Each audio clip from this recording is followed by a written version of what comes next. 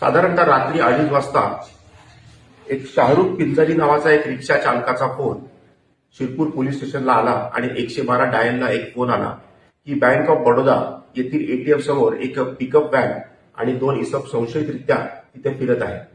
त्या अनुषंगाने senior PI परदेशी व त्यांच्या टीमने तात्काळ तिथे धाव घेतली असता सदर पिकअप व्हॅन 2 इसम हे तात्काळ तिथे ते पळायला लागले।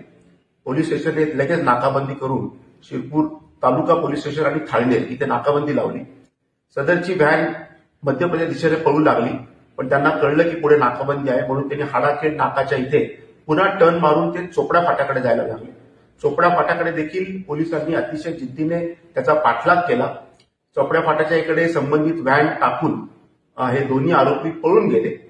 त्याच्यानंतर काही तांत्रिक पद्धतीने तपास करून आणि फास्टॅग वरनं रिव्हर्स आपण त्यांचा तपास करून 2 आरोपी हेमंत सुखलाल माळी राहणार धुळे आणि विजय देवा जाधव राहणार जिल्हा जळगाव या दोघांना आपण ताब्यात घेतले आहे। त्यांच्याकडनं पिकअप व्हॅन देखील आपण जप्त केलेली आहे व इतर जेवढं साहित्य होतं ते देखील जप्त केलेलं आहे।